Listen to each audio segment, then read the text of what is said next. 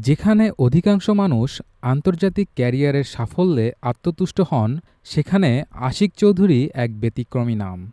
তিনি তার জীবনের অসংখ্য আন্তর্জাতিক সুপার অপরচুনিটি পেছনে ফেলে এখন দাঁড়িয়েছেন এক ভঙ্গুর অবহেলিত দেশের পাশে। অনেকেই যখন প্রশ্ন করছেন কেন, তখন আশিক চুপচাপ কাজ করে যাচ্ছেন হৃদয়ে দেশপ্রেমের ভার নিয়ে। আশিক চৌধুরীর ক্যারিয়ার ইতিহাস তাক লাগানো। তিনি যখনই কোনো আন্তর্জাতিক সংস্থায় সফলতার শিখরে পৌঁছেছেন, তখনই দেশমাতৃকার টানে পিছনে ফিরেছেন।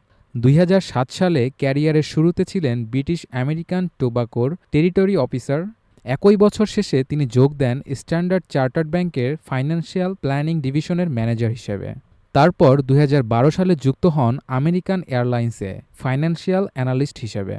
এরপর ২০১৯ সালে হন ইউরোপ ও এশিয়া অঞ্চলের হেড অব ফাইন্যান্স।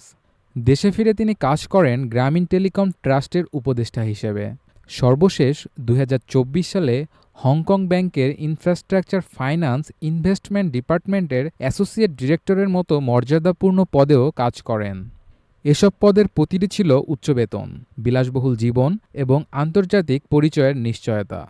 কিন্তু আশিকের কাছে তা গৌণ, কারণ তার কাছে বাংলাদেশ হল চূড়ান্ত গন্তব্য। দেশপ্রেম শুধু মুখের বুলি নয়, তা তিনি প্রমাণ করেছেন। এক অভিনব উপায়ে ২০২৪ সালে যুক্তরাষ্ট্রের মেমফিস শহরের আকাশে ৪২,০০০ ফিট উচ্চতা থেকে বাংলাদেশের পতাকা হাতে নিয়ে স্কাই ডাইভ করে তিনি নাম লিখিয়েছেন গিনেস ওয়ার্ল্ড রেকর্ডে। সে পতাকা ছিল দেশের প্রতি তার ভালোবাসার প্রতীক।